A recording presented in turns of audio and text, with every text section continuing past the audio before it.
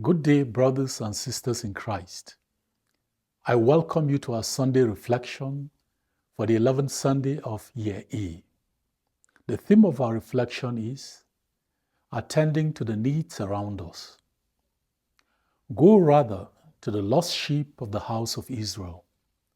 Matthew chapter 9, verse 36 to 10, verse 8. What does this mean? Sherlock Holmes and Dr. John Watson went camping. After sharing a good meal and a bottle of Petri wine, they retired to their tent for the night. At about 3 a.m., Holmes nudged Watson and asked, "Watson, look up into the sky and tell me what you see." Watson replied, "I see millions of stars." Holmes asked, "And what does that tell you?" Watson replied, "Astronomically, it tells me there are millions of galaxies and potentially billions of planets. Astrologically, it tells me that Saturn is in Leo. Theologically, it tells me that God is great and we are small and insignificant. Horologically, it tells me that it's about 3 a.m. Meteorologically, it looks like we will have a beautiful day tomorrow." "What does that tell you, Holmes?" Holmes retorted, "Someone stole our tent." Most of the time, we fail to see the obvious and dwell on the irrelevant.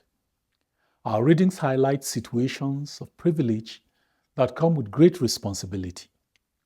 Our first reading tells us of Israel's privilege as a people set apart by God. However, they were responsible for making him known to other nations. Unfortunately, despite repeated warnings from various prophets, they failed in their mission.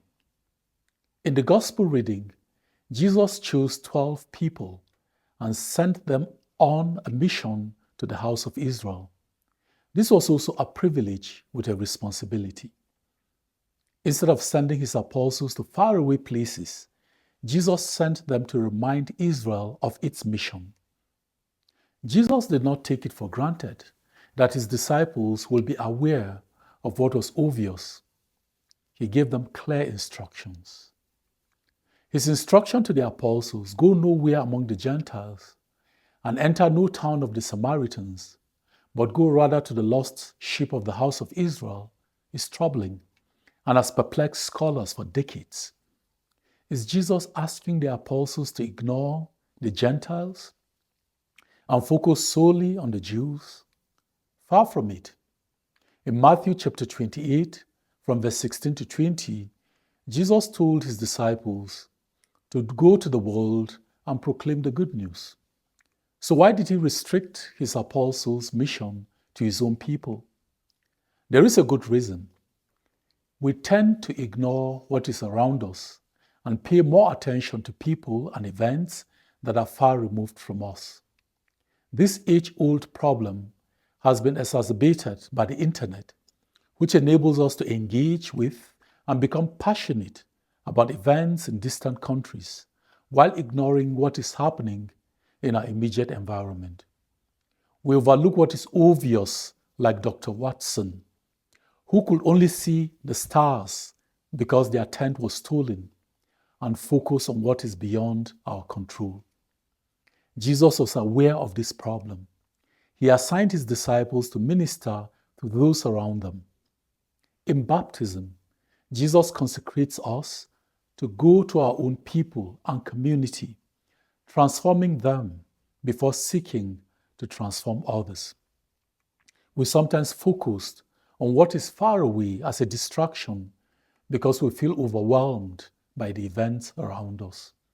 Considering our attitude, Will Schwab argues, and I quote, "Of course, you can always do more, and you should do more. But still, the important thing is to do what you can, wherever you can.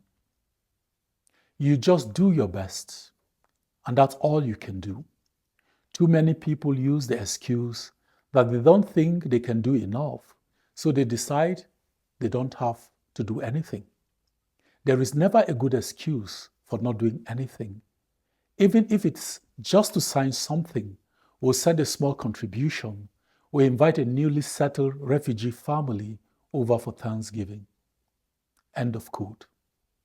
We are always surrounded by people in need of our ministry.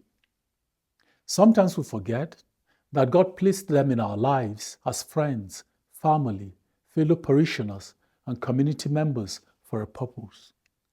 If we cannot make a difference in their lives, it is nearly impossible to make a difference in the lives of those far removed from us. We must attend to the obvious. So this week I want you to do the following. Set aside a period of silence to reflect on the gifts you have received from God, especially those you take for granted. You can record them in your journal. Secondly, pay attention to any opportunity God creates for you to be compassionate towards the needs of those around you by using those gifts. Have a blessed week.